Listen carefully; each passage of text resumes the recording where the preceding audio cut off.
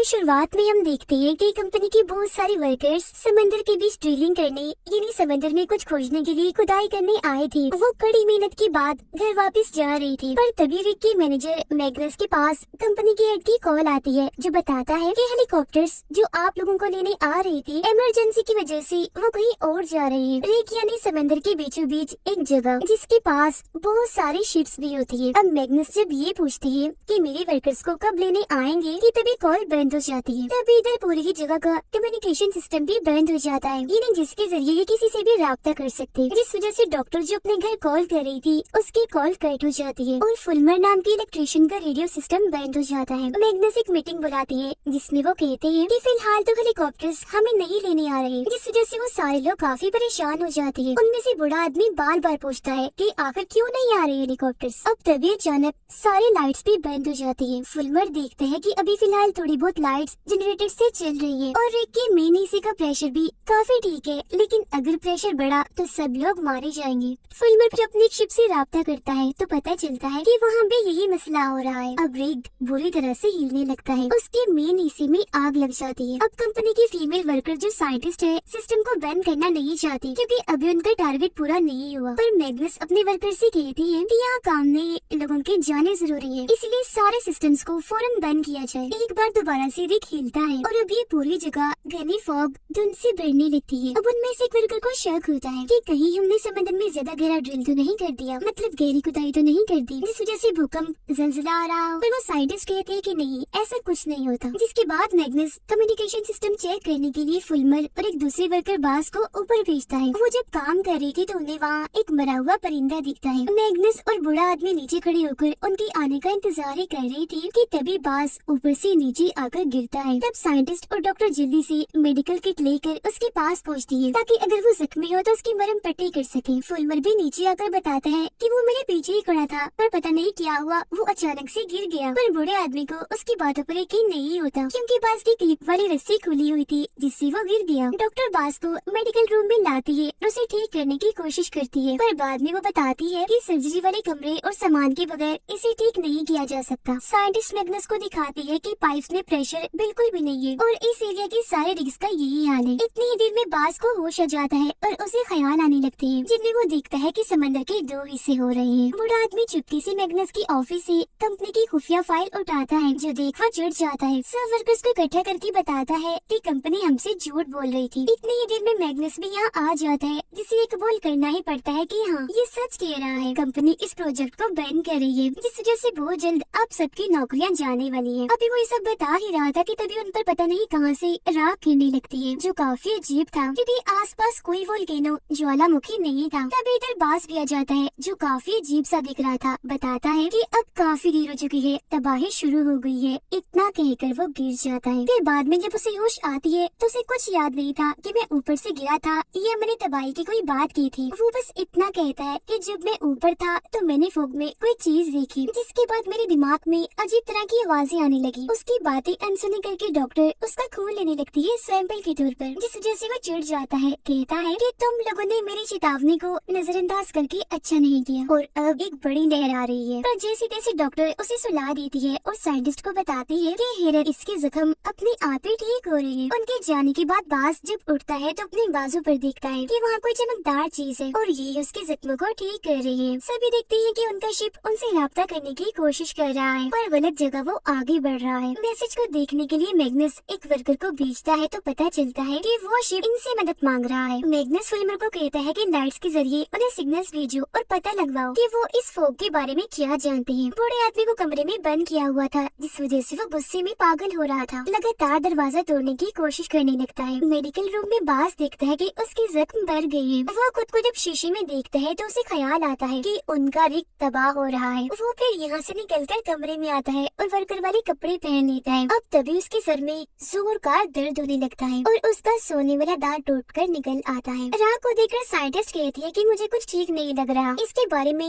मैं जांच कर रही हूँ, तो तब तक सब अंदर ही रहे, बाहर मत जाएं। फुलमर ने आकर बताता है कि हमारे शिप का कम्युनिकेशन सिस्टम भी टूट चुका है और अगर सुबह का इंतजार किया तो वो किसी चीज से टकराकर तबाह हो जाएगी, हमें लाइट जलानी होगी। जिस पर साइंटिस्ट कहते हैं कि कंपनी से कॉन्ट्रैक्ट की वजह से हम ये नहीं कर सकते वरना हम पर कानूनी कार्रवाई भी हो सकती है। जिस पर मैग्नस कहता है, पर हम कॉन्ट्रैक्ट के नाम पर इतने सारे लोगों की जानें नहीं गवा सकते। तो फुलमर तुम सारी लाइट्स जला दो। अब बॉस अजीब हरकतें करने लगता है। वो खिड़की पर गोल दायरे बनाने लगता है। फिर जब वर्कर इस बारे में पूछता है तो वो बताता है कि मेरे सर में तेज दर्द हो रही है और मैं इतना तंग आ गया हूँ कि अब सोचने लगा हूँ कि मुझे उस हादसे में मर ही जाना चाहिए था। कमरे की लाइट जैसे टिमटिमा रही थी तो बॉस को फिर एक ख्याल आता है जो इतना डरावना था कि इस बार तो वो यहाँ से भाग जाता है। बूढ़ा आदमी भी खिड़की तोड़कर निकल चुका था। एक वर्कर चोरी करके शराब पीता है। वो अब जैसे नहाने जाता है तो उसके पूरे जिस्म में दर्द होने लगती है। वो उल्टी करता है, साथ ही उसके टैटू की स्याही भी उसकी जिल्द से निकलने लगती है। पर कुछ देर के बाद जब डॉक्टर की साथी वहाँ आकर देखती है तो तब तक वो मर चुका था। साइंटिस्ट भी जब उसे देखती है तो समझ नहीं पाती कि ये क्यों मरा। पर एक वर्कर जब उसे बास का सोने का दान दिखाता है तो उसे समझ लग जाती है कि उनके जिस्म से सारे फालतू फजूल चीजें बाहर निकल रही हैं। फिर फुलमर जब शिप को चेक करने के लिए अपने साथी के साथ बाहर जाता है तो वहाँ बूढ़ा आदमी पहले से ही मौजूद था जो अंदर आकर दरवाजा बंद कर लेता है। फुलमर के हाथ में काम के दौरान चोट लग जाती है और अब यहाँ वो राह देना भी बंद हो जाती है। बूढ़ा आदमी अंदर आकर कंट्रोल रूम में जाता है और लाइट्स के जरिए मदद का सिग्नल भेजता है, जिस वजह से उनकी शिप अब फुल स्पीड में आने लगती है। ये देखकर फुलमर और उसका साथी अंदर जाने की कोशिश करते हैं पर दरवाजा तो बंद था। इसीलिए फुलमर चिल्लाने लगता है। जो आवाज सुनकर मैग्नस और डॉक्टर के साथ यहाँ आकर दरवाजा खोलते हैं और जाकर बूढ़े आदमी को रोकते हैं। जो देख मैग्नस समझाता है कि लड़ने की बजाय शिप में ये मैसेज भेजो कि वो गलत रास्ते पर जा रही है। इसी बीच एक वर्कर लाइट्स के जरिए बास के पास जा पहुँचता है जो बाहर खड़ा हुआ था। वो उसे अंदर आने का कहता है पर बास उसे मना कर देता है, ये कहते हुए कि मैं पानी के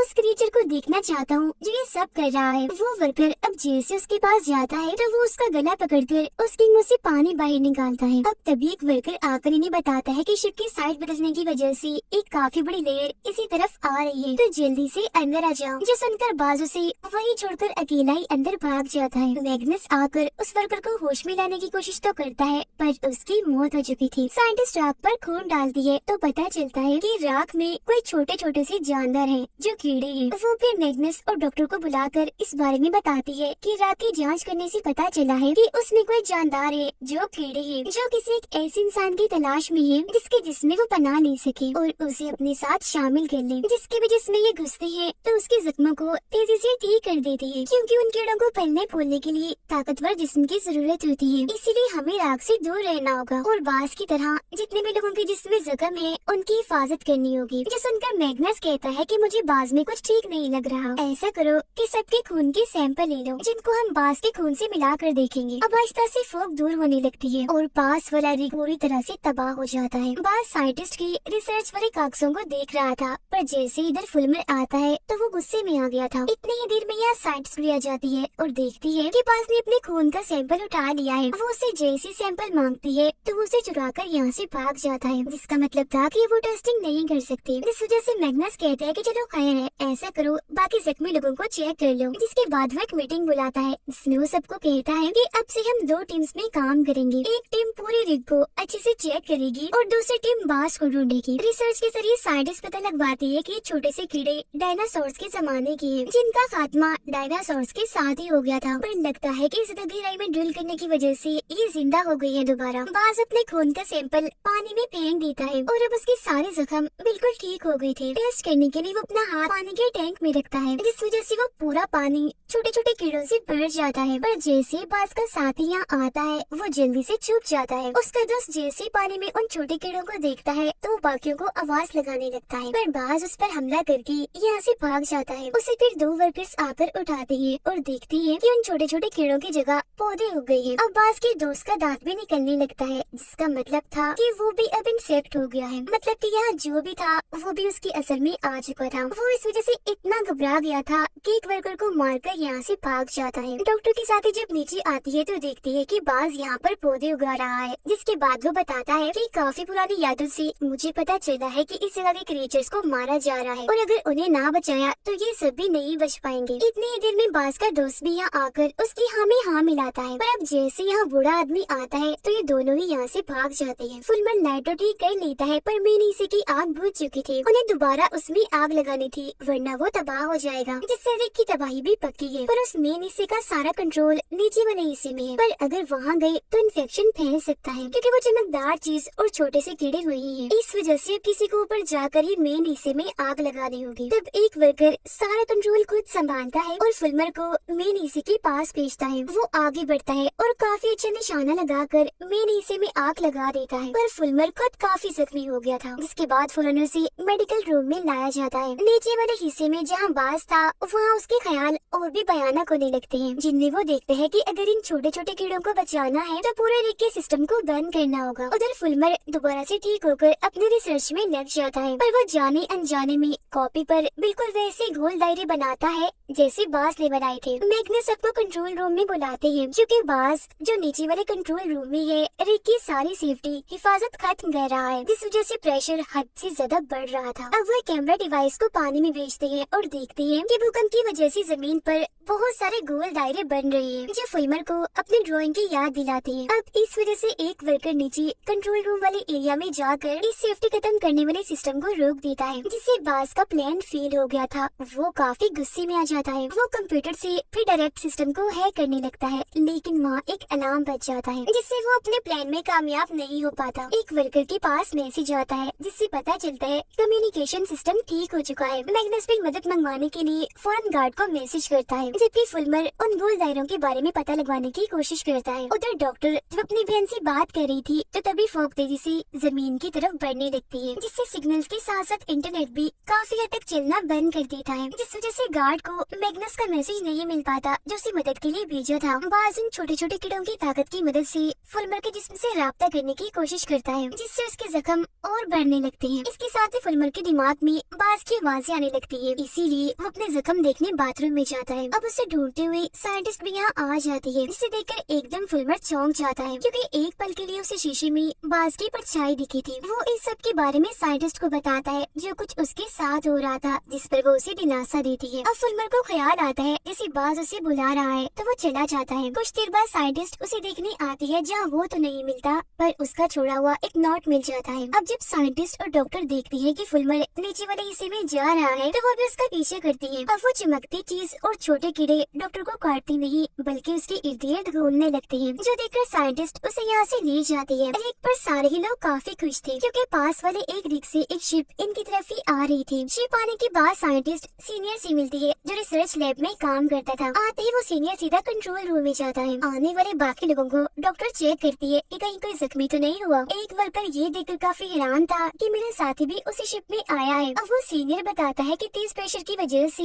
मेरा रिग फट गया था। साइंटिस्ट उससे पूछती है कि आपको इस रिग में क्यों भेजा गया, जिसका वो कोई जवाब नहीं देता। अब वो नया आने वाला वर्कर बताता है कि जब हमारे रिग में ये सीनियर आया तो उसने बहुत सारे औजार समंदर की गहराइयों में भेजे, क्योंकि वो तेल नहीं निकाल रहे थे बल्कि कोई और चीज औजारों के साथ नीचे भेज रहे थे। जिसके बाद फॉग आई और लोग गायब होने लगे, पर सीनियर तब भी नॉर्मल था। उसे देखने से लग रहा था जैसे वो ऐसा ही चाहता है। उसने प्रेशर बढ़ने की जरा भी परवाह नहीं की, बल्कि औजार भेजकर वो जो टेस्ट करना चाहता था उसने बस उस पर ध्यान दिया, जिस वजह से हमारा पूरा रिग तबाह हो गया। पर रिग तबाह होने से पहले उसने अपने टेस्ट का सारा डेटा मिटा दिया। कंपनी उसे और वो कंपनी को मेल भी कर रहा था, जिसका मतलब था कि वो ये सब पहले से ही जानता था और कंपनी ने जानबूझकर उसे यहाँ भेजा था। डॉक्टर साइंटिस्ट की रिसर्च देखकर बताती है कि ये जो दायरे है वो 5 अलग अलग चीजों की पहचान है, और 5वां दायरा तबाही का है जो फैल रहा है, जिसका मतलब हम बहुत जल्द मिटने वाले हैं। सीनियर बताता है कि मेरे रिग में इन्फेक्टेड लोगों ने तेल के कुएं में आग लगा दी थी ताकि ये सारे जानदार कीड़े मारे जाएं। वो फिर कहते हैं कि मैं कुछ लोगों को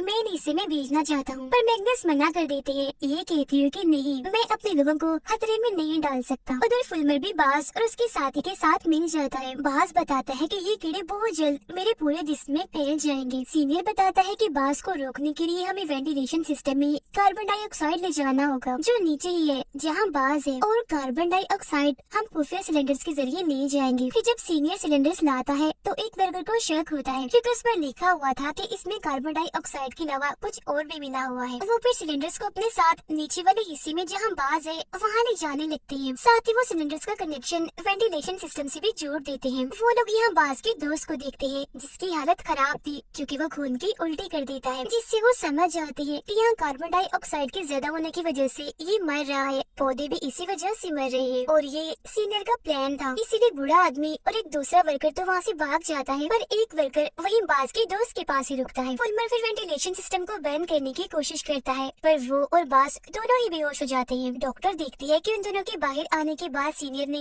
नीचे वाले हिस्से के सारे दरवाजे बंद कर दिए। इस वजह से वो साथी जो बाज के दोस्त की वजह से रुका था वो अंदर ही फंस चुका था। उसकी हालत इतनी खराब हो जाती है कि वो मर जाता है। अब सब आकर सीनियर से सवाल करते हैं कि हालांकि ऐसा करना खतरा था, फिर तुमने क्यों वेंटिलेशन सिस्टम में कार्बन डाइऑक्साइड को मिक्स किया? इस पे वो कहता है कि ये कोई खतरा नहीं है, बल्कि ये जिंदा रहने का एक तरीका है। वेंटिलेशन सिस्टम को बंद करने के लिए साइंटिस्ट उस नीचे वाले हिस्से में जाती है जहाँ फुलमर भी होश पड़ा हुआ था। वो उसे होश में लाने की कोशिश करती है पर वो नहीं आता। लेकिन अब वो जैसे पौधों पर हाथ रखती है तो तभी फुलमर की आँख खुल जाती है। उसे होश आ गई थी, जिसके बाद ये दोनों यहाँ से निकल जाते हैं। बाज की भी आँख खुल गई थी, उसे भी होश आ गई थी और अब वो 5वां दायरा भी बंद हो गया था। नया वर्कर बताता है कि सीनियर ने टेस्टिंग को हद से ज्यादा बढ़ा दिया ताकि रिग तबाह हो जाए और ये सारे छोटे कीड़े मारे जाएं। जिसके बाद सीनियर छोटी कश्ती के जरिए यहाँ आ गया हमारे साथ और कई सारे लोगों को वहीं मरने के लिए छोड़ दिया। फिर जब मैग्नस इस बारे में सीनियर से बात करता है तो वो कहता है कि ये मेरी कंपनी की पॉलिसी है कि चाहे कुछ भी हो जाए ड्रिलिंग हमें नहीं छोड़नी। तो इसलिए उन जानदारों को, कीड़ों को खत्म करने के लिए कंपनी ने मुझे भेजा है, क्योंकि अगर उन्हें नहीं मिटाया गया तो वो दुनिया भर में फैल जाएंगे और जिंदा रहने के लिए हमें सारे इन्फेक्टेड इंसानों को भी खत्म करना होगा। पर साइंटिस्ट इस बात से बिल्कुल भी सहमत नहीं होती, कहती है कि फुलमर हमें इससे भी अच्छा सुझाव दे सकता है। उधर बास महसूस करता है कि ये कीड़े मेरे जिस्म में सिस्टम को बंद कर रहे हैं। जिसके बाद यहाँ एक और भूकंप आता है। फुलमर बास से राब्ता करने की कोशिश करता है, जिससे उसे पता चलता है कि ये जानदार, ये कीड़े पूरे समंदर को साफ कर रहे हैं। ये देख साइंटिस्ट कहते हैं कि कीड़ों की तादाद बहुत ज्यादा है तो उन पर हमला करने से कोई फायदा नहीं होगा। हमें बास से बात करनी चाहिए, वही इनको रोक सकता है, क्योंकि सिर्फ वही इन कीड़ों से जुड़ सकता है, बात कर सकता है। जिसके बाद वो तीनों जब नीचे वाले हिस्से में जाते हैं तो वहाँ बास रो रहा होता है कि बहुत देर हो चुकी है, मैं अपने काम में नाकाम रहा। सीनियर के इरादों के बारे में सबको पता चल गया था, इसीलिए वो नए वर्कर से कहता है कि अगर तुमने मेरा साथ दिया तो मैं तुम्हें और तुम्हारे साथी को यहाँ से बचाकर ले जा सकता हूँ। अब इस वर्कर को शक था कि सीनियर इस रिग को भी तबाह न कर दे, तो वो माइक्रोफोन ऑन कर देता है, जिस वजह से सीनियर की ये बातें